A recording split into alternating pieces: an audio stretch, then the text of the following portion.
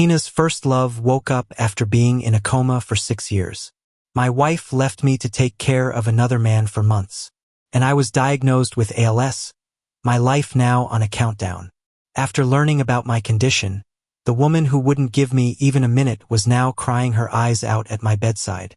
Tina broke down, but I was beyond caring. When Eric called, I was about to blow out my birthday candles. Tina glared at her phone, ready to hang up, but froze at the sight of his name. She looked at me, her gaze steady and unwavering. "Ben, I'm gonna take this call. Can't it wait until after I make my wish?" "Sorry," she replied, firm and resolute. The words didn't leave my mouth. Between Eric and me, she always picked him. It's been 6 years of marriage to Tina. Our story is pretty cliché. I've never had much luck. I'm an orphan. Eric's family took me in only to kick me out because of him.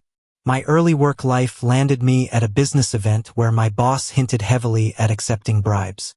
I was young and stubborn, resisted hard, and got slapped twice, leaving my ears ringing.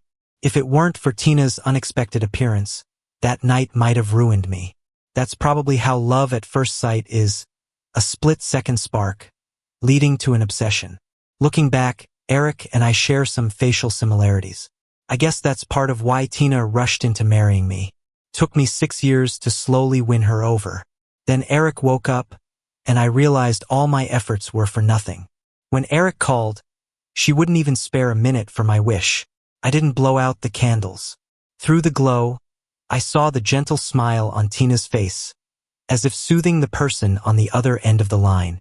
We weren't far apart. I could hear everything she said. "You fell? How careless during therapy. Okay, I'll be there."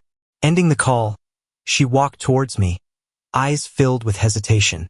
"Ben, I have to step out." I played dumb. "Where to?" She didn't answer, just kissed my cheek lightly. Maybe she'd been on the balcony for too long. She carried the night's chill with her, making me want to pull back. "There's something I need to do. Go to bed early." "Oh, the gifts in the bedroom." I grabbed her hand. "I haven't made a wish yet." "I'll make it up to you next time," she said. "I want to do it now, today," I insisted. Tina paused, slowly turning her head. She frowned slightly. "Ben, don't be difficult." I gave a sarcastic smile. "So eager to see Eric?" She watched me, slightly annoyed. "Stop taking it out on Eric." I looked down, silent. She always favored him. Tina left without another word, just a fading silhouette walking to the door. The candle burned out. The cake, sweet as it was, left a bitter taste in my mouth. I didn't expect to get a message from Tina on Instagram that night. Tina had a habit. Ever since we got married, no matter where she was, she'd always message me before coming home. I'm a light sleeper, and I never put my phone on silent. In the past, no matter how late it was, if she said she was coming home, I'd get up to make her a bowl of hot noodles or dumplings. Usually, she'd come back from a work event or a business trip. Even though it was exhausting, it felt fulfilling and happy. Having the one you love close by. But what I saw in front of me snapped me back to reality. This time, her message wasn't words but a photo. Eric was looking at Tina, smiling. Tina, not looking at the camera, was kneeling and rubbing his leg, focused. Eric looked well taken care of, not at all like someone who'd been in a hospital bed for 6 years. Then a message appeared. "Tina's dumplings are delicious." Seeing that insignificant bowl of dumplings in the photo, my fingernails dug into my flesh. Tina can't cook. I was the one who taught her how to make those dumplings.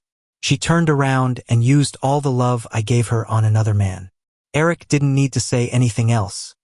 That photo said it all. They were happy. But I refused to let Eric get what he wanted so easily. Feelings don't disappear all at once. They fade with growing disappointment. I didn't know about Tina and Eric's past. It was only 6 months ago that I learned the whole truth. I was disappointed. I questioned her. But Tina acted like she had nothing to hide, so I believed she cared for me. But how powerful is a first love? A is always A, and B can be anyone. Eric was A and I was the anyone. Turns out, I wasn't her first love, nor could I be someone she'd never forget. The clock in the living room ticked to 3:30 a.m. No surprise, Tina hadn't come back. I let out a self-deprecating laugh. Ben, what are you still hoping for? I cleaned up the leftover cake on the table and headed upstairs. But suddenly, my legs gave out, and I fell on the stairs. The chill of the floor brought me back to that cold morning 6 months ago. The first week Eric woke up, Tina and I entered a major Cold War. My mood was terrible, my nights and days reversed, and my body started acting strange. I thought it was a minor issue, but turned out I was diagnosed with ALS. My body would gradually lose feeling until I ended up as nothing more than a bed-bound shell. If I'm lucky, I might have 2 or 3 years left, truly living up to the saying, only the good die young. When the first light of dawn came through, Tina returned. She silently hugged me from behind. That body warmth reminded me of those hands massaging Eric's legs. My stomach churned, and I wriggled, trying to get out of her embrace. But her grip tightened unexpectedly. Her voice sounded soft, like mist shrouding the distant mountains. Did I wake you up? No, I've always had trouble sleeping. Why don't you go to bed earlier? I didn't reply, and she suddenly paused with her grip. We both knew the reason deep down. After a long silence, Tina broke it first. Do you want some wontons for breakfast? I can make them. My voice turned a bit cold. No, lately just looking at wontons makes me feel sick. From behind me, Tina's voice carried a hint of tiredness. Ben, are you still upset? You're overthinking it. I got up to leave, but she held on to me. Ben, I'm married to you. But am I the one you love? I opened my mouth, but couldn't ask the question out loud. 6 months ago, after a fierce argument and the ensuing Cold War, both of us silently avoided mentioning Eric to maintain a superficial balance. For the first time, I saw Tina compromise and give in, though it was because of another man. Logically, I should have left her, but I just couldn't bring myself to do it. After 6 years together, I realized I couldn't let go. But now, I'm suddenly feeling exhausted. Both of us are holding onto emotions we can neither swallow nor fully express. After a while, I answered slowly, I know. My voice was light, almost dismissive. Tina looked at me, her eyes unreadable. She suddenly pulled me close, pressing a heated, passionate kiss on my lips. But I didn't kiss her back like I used to. She bit my tongue lightly in dissatisfaction.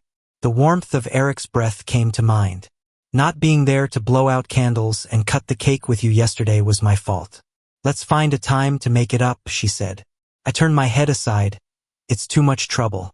There's no trouble. With anything involving Eric, she always seemed to follow a pattern of giving a slap and then offering candy. After holding me for a while, she turned and went to the bathroom. Out of habit, I picked up the jacket she took off, but a necklace slipped out of it. A moon-shaped pendant. For a moment, I was stunned. I knew this necklace was a gift from Eric. I'd seen her wear it for quite a long time before I left Eric's place. Still the same, he liked his little games. Just like he used every trick to irritate and bully me in the past. I threw the necklace down the drain. Just seeing it dirted my sight. After breakfast, Tina hastily left for work. I also dressed and got ready to leave. I've been working at a design company for 4 years, and today was my last day. My illness was complicated, unpredictable when it would worsen. Could be next month, maybe I'd last till next year. Though the company wasn't big, the boss and colleagues were really nice. So when they invited me to the last team building event next week, I didn't decline. On the team building day, the boss chose a famous local Cantonese restaurant for dinner. Tina used to take me there often too. Maybe it was fate. I saw Tina and Eric there. My wife of 6 years was carefully serving food to another man. I planned to pretend I didn't see them, but Eric spotted me. Is that Ben? Her voice wasn't quiet, so my colleagues and Tina looked at me. A coworker asked, "Do you know them?" I pressed my lips together. No. You go ahead, I'll catch up. I walked over. Eric looked at me with fake surprise. Ben, what a coincidence. Long time no see, you here for a meal too? Seeing I wasn't responding, she glanced between me and Tina, then continued, but I remember you don't like Cantonese food. The food here is quite good. I used to come here with Tina often. Eric nonchalantly and naturally talked about their past. I glanced at the delicacies on the table. They were all familiar because Tina liked to order them. Tina paused, looking at me. You don't like Cantonese food? I didn't deny it. I really didn't. Compared to light Cantonese, I preferred spicy Sichuan cuisine. When we first got married, I unconsciously embraced her tastes. Over time, she assumed I enjoyed it too. But not once did she ask me directly. So Eric liked it too. I looked at her, my gaze calm.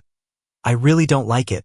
Tina's face froze for a moment, looking at me as if unsure of what to say. Eric smiled faintly at me. He felt proud.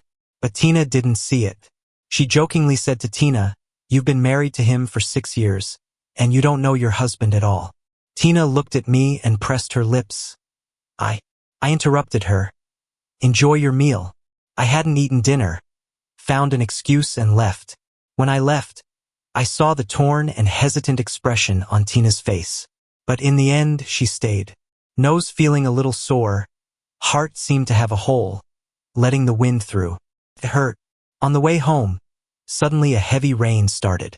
The late autumn rain carried a deep chill. I was always afraid of the cold, and after getting sick, my immunity noticeably weakened. Within hours of getting home, I had a fever. Lying muddle-headed in bed, unpleasant memories surfaced. I was adopted by Eric's parents at 6, becoming his brother in name. Life at Eric's wasn't easy. Adoption wasn't out of love or expectation. Purely to avert Eric's misfortune. That's right, to avert disaster. Eric was sickly and frail since childhood. Eric's mom was superstitious and consulted a renowned local fortune teller. The fortune teller advised her to find a boy with a similar birth chart and keep him around Eric. The intent was to deceive ghosts and ward off disaster. Eric's mom believed it. They used their influence, found me at a nearby orphanage and brought me home. First day at Eric's, she excitedly said, "Great, now Eric can grow up healthy." Eric's mom always told me, "When trouble comes, you must shield Eric.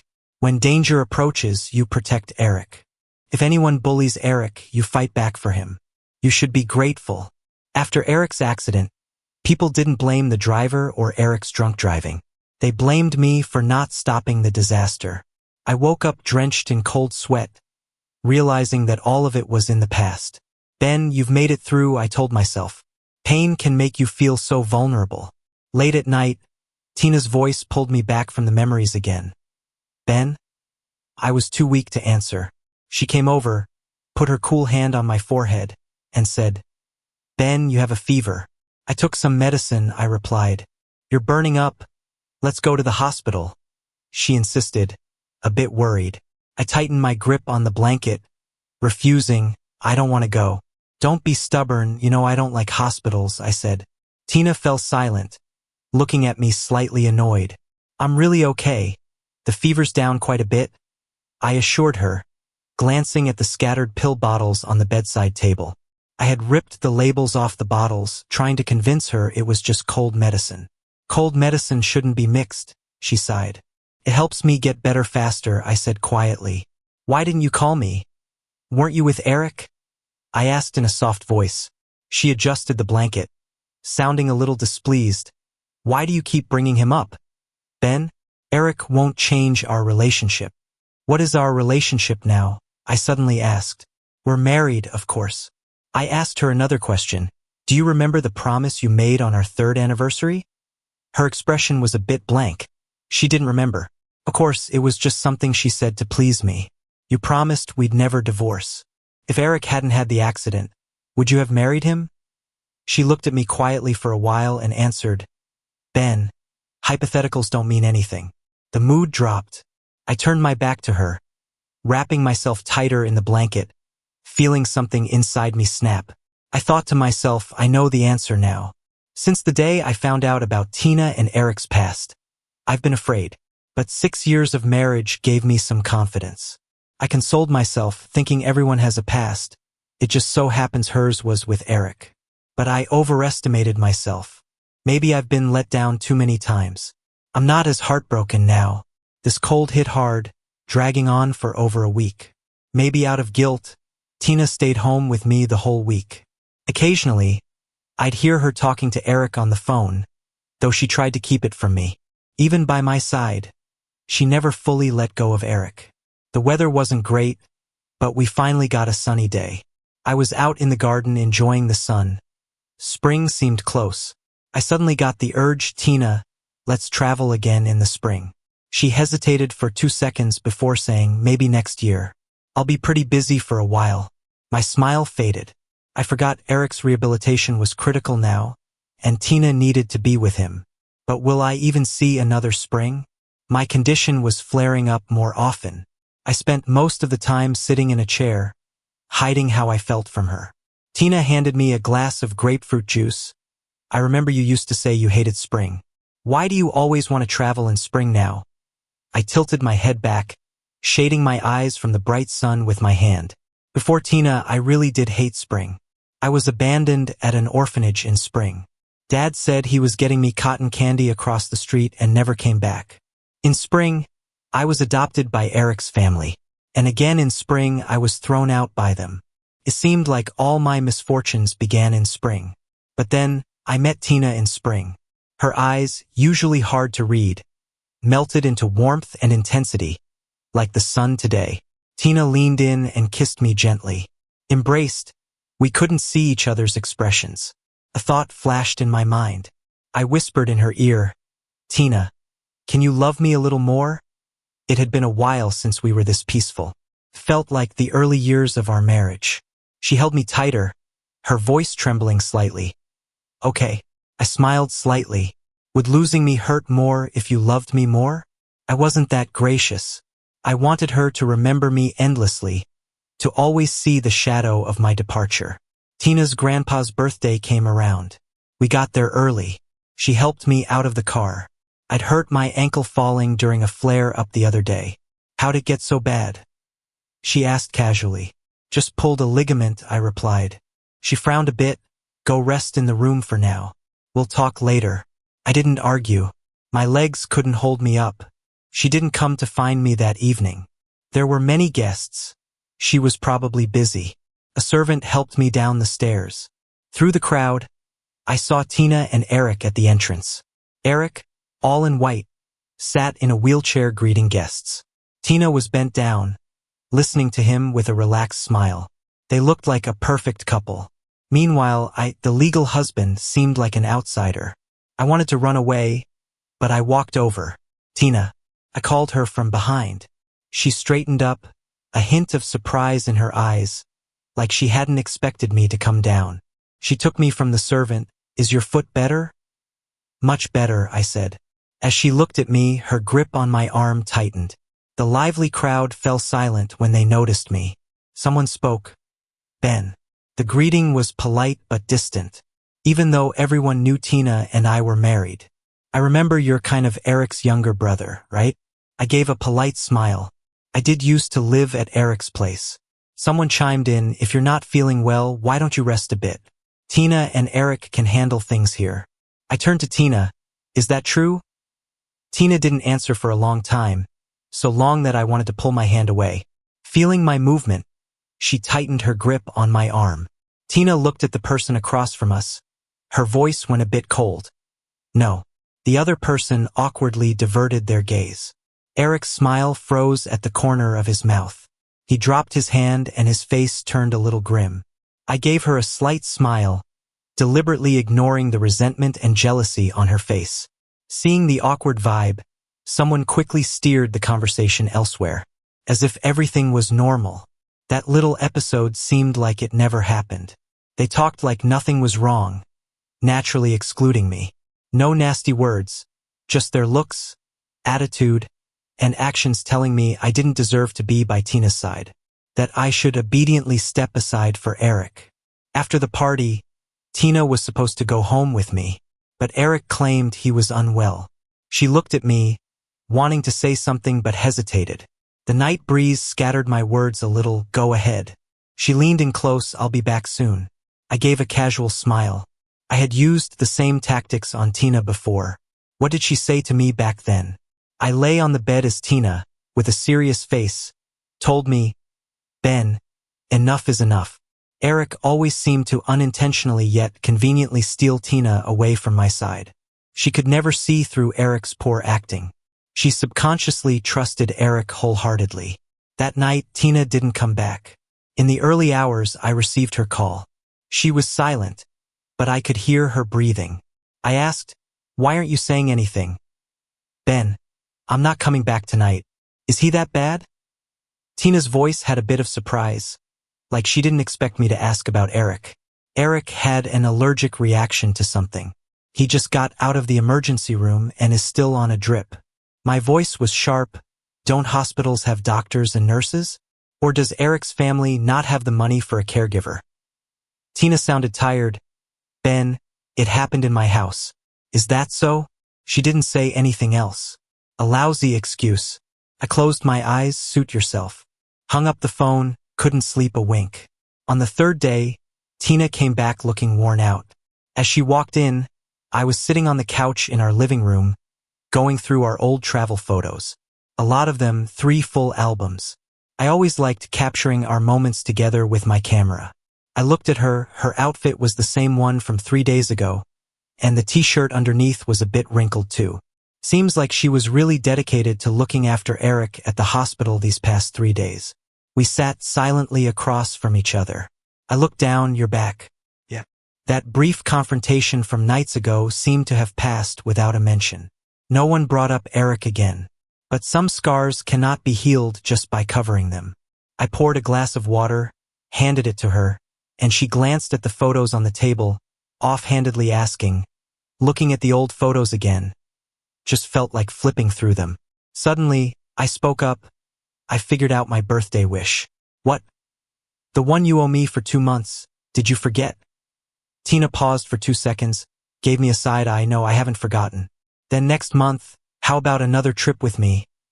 I'll be really busy these days." "But you said you wouldn't be busy for a while." Tina avoided my gaze. Suddenly I guessed. If it's not work, then it must be about Eric. I probed with a little heat. "Breaking your word again?" "Busy with work." She took a deep breath. "Enough, Ben. There's plenty of time for a trip in the future. A few months won't matter." My mind drifted.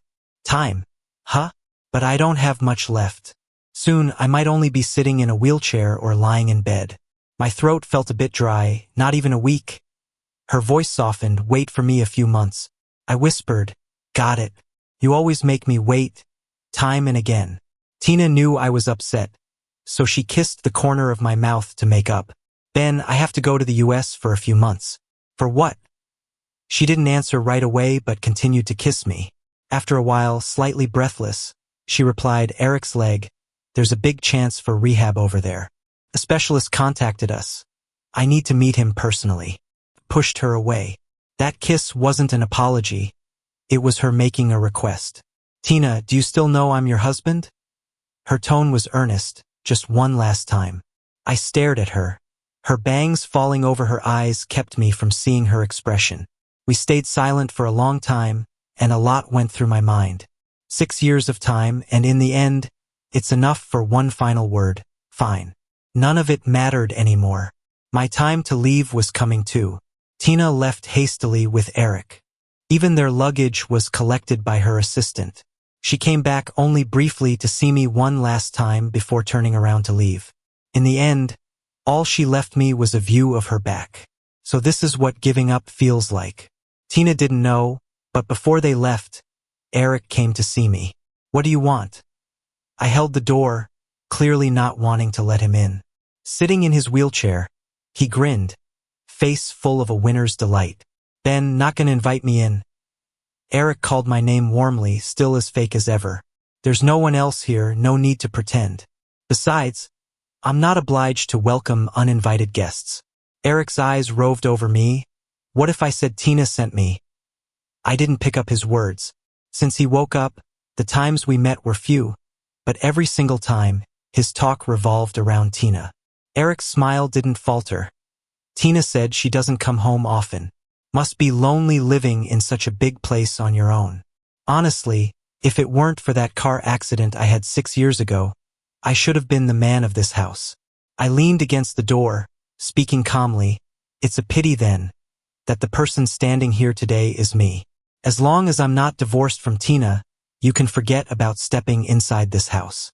After all, people always frown upon the third wheel." Eric's face showed a flicker of spite, but then he quickly masked it. "So what? You?"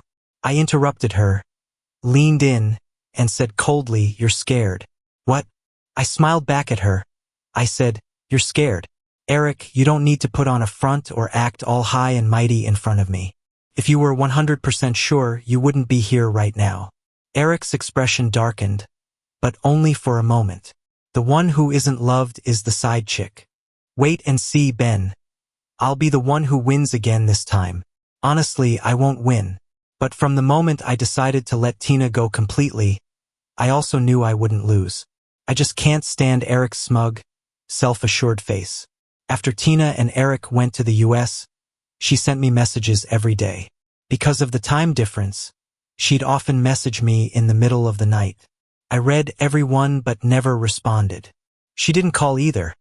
She knew I was mad. It was always like that. Tina was never great at comforting anyone. Or maybe she just wasn't good at comforting me. She probably thought, as usual, that I'd come around and make things right. The night before leaving, I couldn't sleep.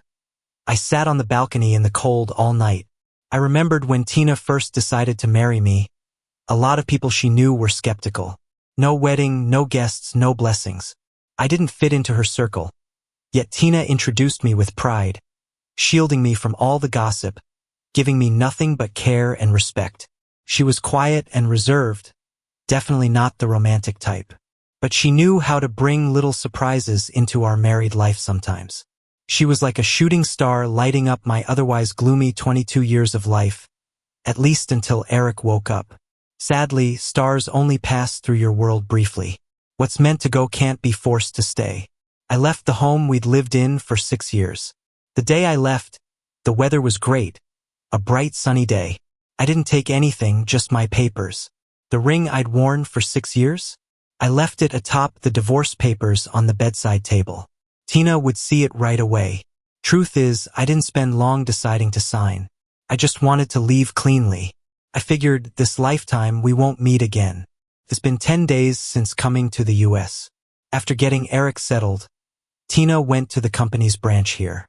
To be fair, she didn't exactly lie to Ben. With the company expanding overseas, even without the need for Eric's rehab, she would have had to travel. Distracted, she worked, checking her phone often. For 2 days, something in her gut kept telling her something was wrong. Almost 10 days now, and Ben hadn't contacted her or replied to her Instagram messages. That wasn't like him. They'd never gone beyond 5 days of silent treatment, even during fights. Once Ben cooled off, he'd usually come to reconcile and she'd follow his lead. This time, Ben's odd behavior left her uneasy and even a bit confused. She had her assistant back home check up on Ben. Gone? What does that mean? Tina was stunned. While cleaning, the housekeeper found Mrs. S. wedding ring on the nightstand. And some papers? A divorce agreement. Tina froze in disbelief. No way Ben could just leave her. She booked the earliest flight back home. When she returned, nothing seemed to be missing in the room. Not even Ben's warmth from the sheets. Only now there was that ring and the divorce agreement. Can't be. Ben's just testing me. She called Ben's phone, but the voice repeatedly said the number was no longer in service. In her 29 years, she rarely felt so helpless. She searched everywhere Ben might go, but nothing. Real panic began to set in. "Oh right, ma'am. While sorting the closet, I found an unfinished bottle of pills and some photos in Mr. S. clothes. This medicine doesn't look like the usual stuff we have at home." Tina took the pill bottle and absent-mindedly set the photos aside, feeling uneasier. She called her friend Jenny, a doctor at the first hospital. "Riluzole? Isn't that for ALS?" "Tina, who's using it? That disease is one of the hardest to bear." Tina's mind went blank. She recalled all Ben's odd behaviors in the past 6 months. The weight loss, the heaviness in his eyes, even those inexplicable falls. The pill bottle in her hand crumpled as she trembled. "It's Ben. The other end of the call went silent for what felt like an eternity. Tina, there's a specialist at the second hospital. I'll help you get in contact. Don't give up hope yet. Though it's incurable, focus on making the most of the time left. Tina felt numb, hardly able to breathe. Jenny's words seemed foreign. She felt drained, slumping onto the bed. But she still had no idea where Ben was. Her nose stung as she reached for the photos on the bed. In hindsight, it was silly. 6 anniversary photos from 6 years of marriage. They were like a tradition. The pictures were hung above their bed but were now dusty. She hadn't noticed when Ben had taken them down. She flipped the photos over and paused. Every photo had Ben's neat handwriting on the back, and she'd never noticed before. Year 1. I finally have a home. Turns out I can be this happy too. Year 2. Spring is here. Tina and I went to many places I always wanted to go. I think I'm starting to like spring. Year 3. Tina asked me what I wished for. I said I hope we don't get divorced. I want to be with her forever. Year 4. I want a baby. Doesn't matter if they look like her or me. But Tina always says there's no rush. Fair enough, we'll wait until our careers are more stable. Year 5. I think we can stay happy forever. Year 6. Eric woke up. Tina read through Ben's words one by one. For a long time, tears welled up in her eyes as she trembled uncontrollably.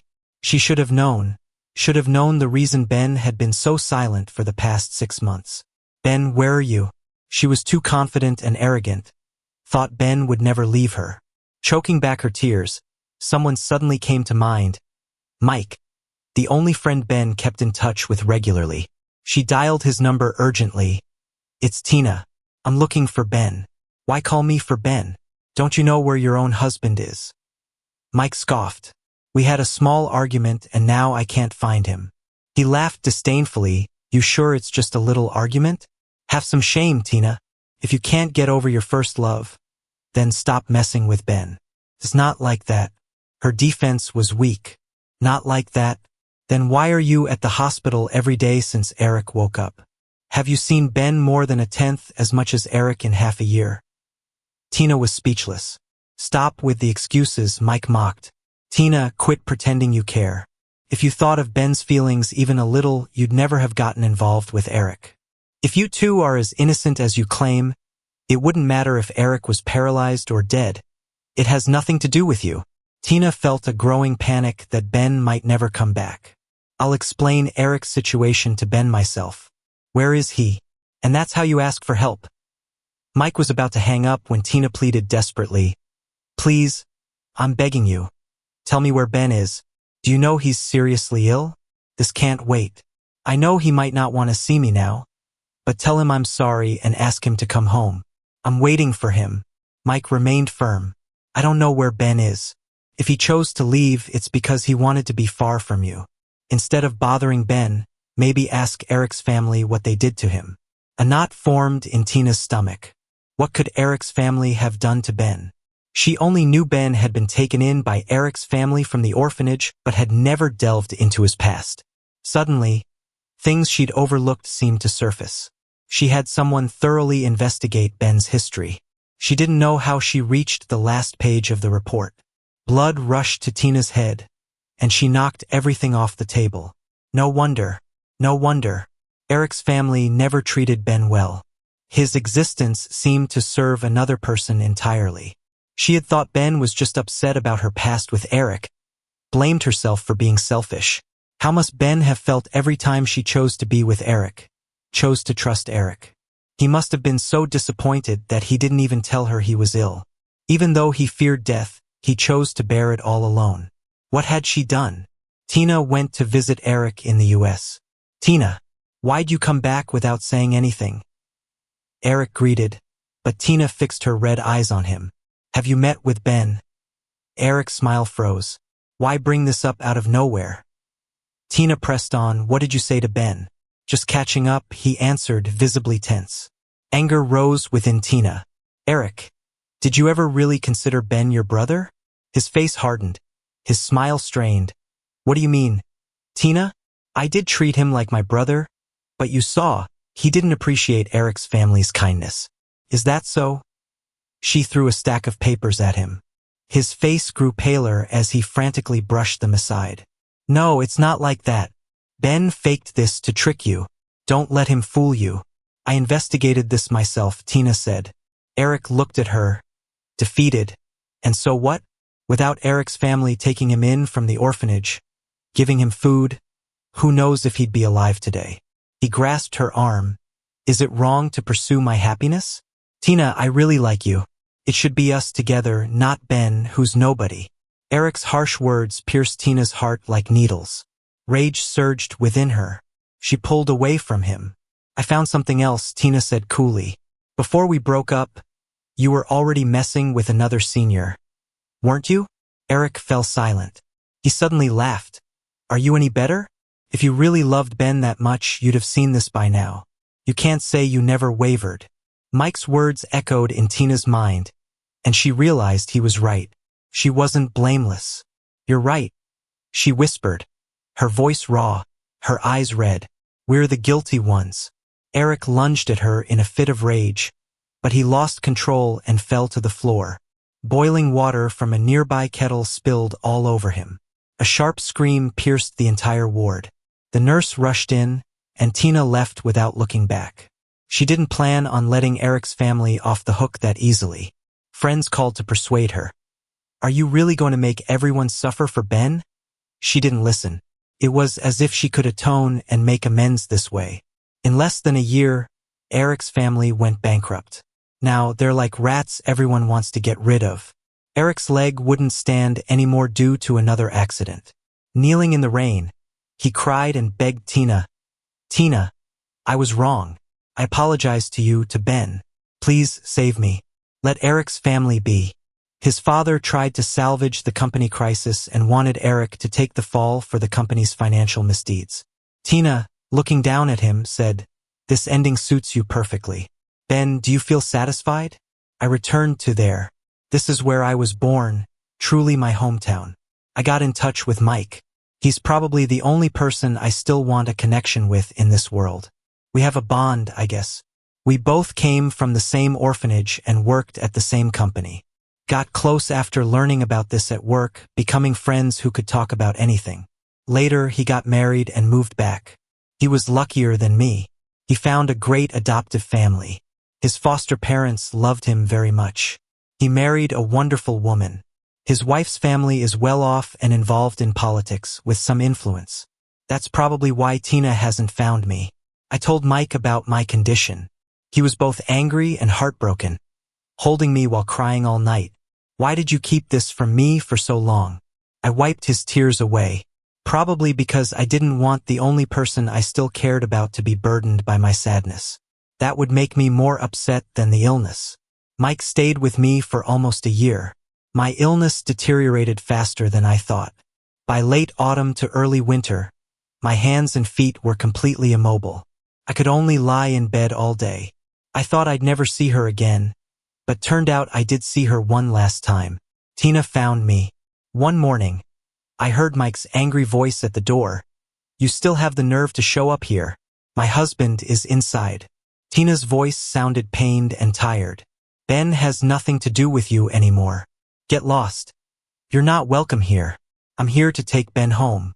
Don't you understand human language? Do I have to get someone to kick you out? Tina looked a bit embarrassed, but she stood her ground at the door. I'll leave once I have Ben. When I heard her voice again, I was indifferent. Mike let her in. Tina, at this point, why are you being so stubborn? You can't fix anything. She looked stunned seeing me. Sure, I must look awful now. She staggered toward me, with a look of unprecedented helplessness on her face. Tina's eyes were red as she knelt by my bed, clasping my hand tightly and bowing her head. The palm of my hand was wet, and I heard unabashed sobs. Ben, I was wrong. Don't leave me. Let's go home, please. No, I answered without hesitation. Ben, I'm sorry. I know everything now. Really? Tina looked at me with burning intensity. Didn't you say you wanted to see the snow in Hokkaido? Get better and I'll take you there. I gave a slight smile. But Tina, I don't care anymore. Don't care for your kindness now. don't care for your belated affection. I once tried finding any trace of your love for me. But now, seeing you so full of feelings for me, I don't care anymore. Because I don't love you anymore. Ben, let me stay and take care of you. No need, you should go. Ben, we're married. I said coldly, I'll say it again, no need. You saw the divorce papers, right? Tina's face fell, and she lowered her head. I don't agree. If you want me to leave peacefully, then sign it. Her mouth trembled. Her eyes filled with pain. I looked at her calmly. Do you remember you owe me a birthday wish? That's my only wish now. Tina laughed at herself. Ben, do you hate me this much? I don't hate you. Without love, there can't be hate. Fine. Tina's voice was sincere. I promise you. But let me stay. Ben, I just want to be with you. You should go. Mike couldn't stand it anymore and spoke up suddenly. Ben told you to leave. Why are you still lingering? Are you intentionally making it hard for him to get better? Tina's face went pale, and I turned to not look at her. I could feel my cold expression hurt her, but I didn't care. She forced a smile. I'll go then. Rest up. I stopped her. You won't break your promise this time, will you? The person in front of me froze slightly, her voice soft. I won't. After Tina left, Mike took me to another place that same day. Not long after, my condition worsened again. I started having trouble swallowing. Talking became difficult. Mike sat by my bed, feeding me, looking at me with concern. Ben, maybe we should listen to the doctor and put a tube in. No, Mike, no invasive treatments for me. Mike cried. But, promise me. He wiped his tears with his sleeve, reluctantly nodding. Mike still routinely massaged my hands and feet, even though it didn't help anymore. After massages, Mike tucked me in. I looked at him, my eyes a bit tender. Mike, I'd like to see our old photos. Mike quickly brought the photos, all neatly arranged in 2 large albums. We lay side by side, talking about the past, full of nostalgia. I turned my head to look at him with difficulty. Sorry, Mike, we promised to travel the world together, and now I'm breaking that promise. And thank you. Mike hugged me and broke down crying again. The painful truth is we were both powerless. Mike closed the photo album, looking at me sadly. Ben, is there anywhere else you want to go? I gazed at the sunset outside the window, thinking, so beautiful. I forced a small smile. Let's go somewhere where it's spring all year round. I won't make it to next spring, so I'd like to see spring one more time in advance. Even though winter had set in, the weather here was still pleasantly warm during the day. I really enjoyed the feeling of the warm sun on my skin. At first, we temporarily rented a place as an Airbnb over there. Mike would push my wheelchair to the park every morning to watch the seagulls. These birds weren't afraid of people. Maybe it was because I showed up so often. Occasionally, a few seagulls would land by my feet, nuzzling against me. Mike held my hand tighter. Ben, being a seagull doesn't sound so bad. Watching flocks of seagulls sweep across the sky, I remembered asking Mike to scatter my ashes at sea. Mike, I changed my mind. I'm actually pretty scared of being alone. So after I'm gone, bury me in a cemetery. That way I won't be lonely. I could at least have some company nearby. Mike didn't say anything for a long time, but I heard him choking up behind me. Okay. I had Mike take a few photos of me. I had lost a lot of weight by then. In the pictures, I sat in a wheelchair, surrounded by seagulls, my face looking a bit more alive. I thought back to all the places we visited in Kunming. All the scenes were clear in my mind. Mike, being alive is really nice. 2 months later, I could no longer speak, and breathing was getting harder by the day. We moved out of our Airbnb. At the end of January, in the new year, I died of respiratory failure. I was so close to seeing the real spring again. When Tina heard about Ben again, it was already too late. She only saw a cold tombstone. Mike hated her for it. Did Ben leave any final words? Mike clenched his fists, then suddenly grabbed her collar, his eyes filled with cold fury. What do you want to hear? How hurt he was? How sad? How resentful? Or do you want to know how much he suffered in the end? Sorry, Tina.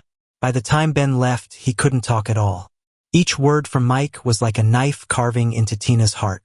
She opened her mouth, but no sound came out. Tina lowered her head, struggling to breathe, as though the wind stung her eyes. If only she could have left with Ben, that would have been nice. Mike relaxed his grip, turning away, his body tense. Tina, Ben originally wanted to be buried at sea. Do you know why he changed his mind? Mike's voice was soft. Ben said he was afraid of being lonely. You never let Ben truly become a part of your world. Mike's words sounded like a final judgment for Tina. She remembered countless nights over their 6-year marriage, Ben sitting in the light, waiting for her. She remembered every time Ben left her presence, the light fading from his eyes. Lastly, she saw that final gaze as she left for the United States. It looked like despair, like a goodbye. Tears are supposed to be salty, but why did they taste so bitter in her mouth? Back home, she pulled out the divorce papers she had set aside for so long. Ben's handwriting was neat and straightforward, with no trace of hesitation. Her trembling hand signed her name. Ben had been gone for 3 months. One day, passing a park near home, she met an elderly couple Ben had once helped. The old lady asked her about Ben. Tina replied softly, barely audibly. Ben? He went on a trip. The woman seemed disappointed. Well, when Ben gets back, could you ask him when he'll bring me the osmanthus cake he promised? Tina almost broke down, barely escaping in embarrassment. At home, the overwhelming sadness and regret swept over her like a flood. She still couldn't come to terms with Ben's death. Tina fell seriously ill. When her assistant noticed she hadn't been to work for 4 days, they reached out to Tina's friends. When the door opened, Tina was slumped against a wall near the foyer. Her face was ghostly pale, drenched in cold sweat. Sarah, her friend, was startled and rushed to help her, the heat from Tina's body causing her to pull back her hand. Sweat had soaked through Tina's shirt. Who knows how long she'd been sitting there. Sarah checked to see if she was still breathing. Thankfully, she was. Tina, why didn't you go to a hospital with such a fever? Are you just gonna sit here waiting to die? Tina, delirious from the fever, mumbled, Ben, you're back? Sarah, exasperated, responded, don't go losing it now. Tina, undeterred, continued, Ben, is the ginger tea ready? You always made it for my fevers. Sarah's patience wore thin. Get a grip. Ben's been gone for 3 months now. Tina seemed to finally understand, murmuring, I forgot, you left me long ago. She suddenly collapsed to the floor, crying uncontrollably. Seeing her friend's tears, Sarah was taken aback, her resolve breaking. Until today, she hadn't realized the extent of the impact Ben's death had on her. When Tina woke up again, she saw nothing but the stark white ceiling above her. Sarah immediately started trying to reason with her. Tina, he's gone, you know? Hurting yourself won't bring him back. Tina's voice was empty. I know, because she knew this better than anyone. She chose the pain over facing reality. She couldn't pull herself from a world without Ben. Sarah was silent, eventually urging you should try to live well. On the path beyond life, he probably wouldn't want to see you like this. Tina covered her eyes, tears sliding bitterly down to the corners of her mouth. Yeah, Ben was so stubborn. Once he made up his mind, he never looked back. Just as resolute as he was when he loved her, the very same when he completely walked away. After being discharged, Tina found out where Ben had last stayed in Kunming.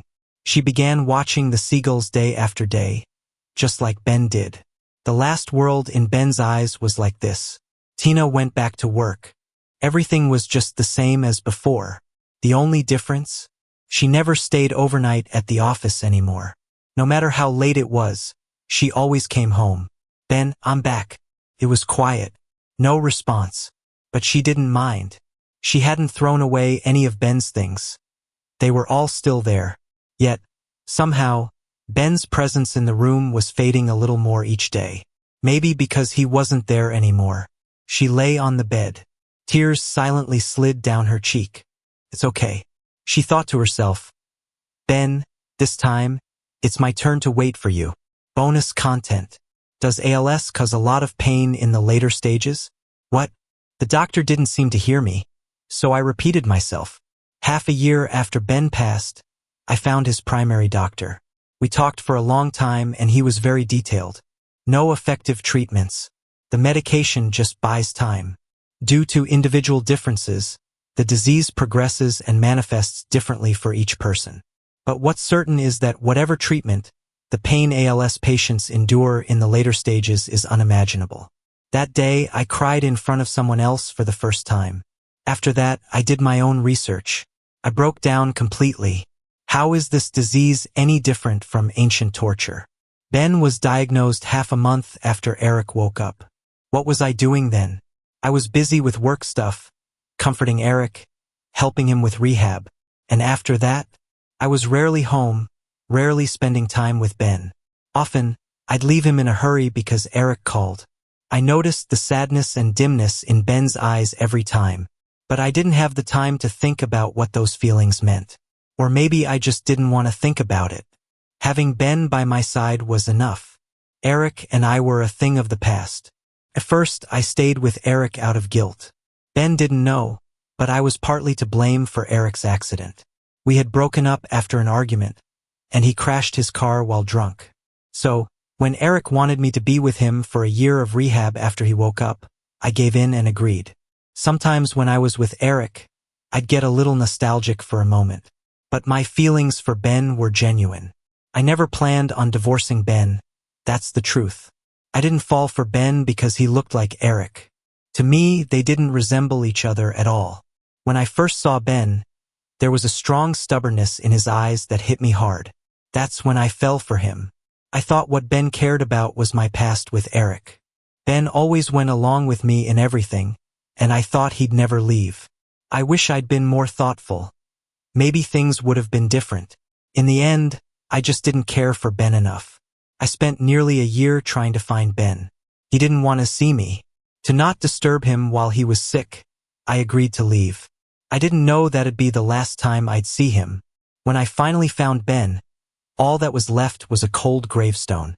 Ben's smile on the tombstone was relaxed and calm. I couldn't remember the last time I saw him smile like that. Mike picked a really nice spot. I think Ben would have liked it too. I visit Ben every week. I can sit there in silence all day, just watching the sun rise and set. Sometimes, I swear I can still feel like he's right there beside me. One day, while tidying up, I found 2 huge photo albums in the corner. I knew we took a lot of photos when we traveled, but I rarely looked at them. Ben flipped through them a lot, though. One picture was left out. It was our last trip together. On the back, Ben had written, "Next time, let's see the ocean." My heart ached. I remembered the last time he asked if we could travel again and the faint hope in his eyes. But I never said yes. In the second March after Ben passed, I went to see the ocean alone. I understood why Ben wanted to come here. The ocean was beautiful. Everywhere I looked was like a perfect picture. Ben, spring is here.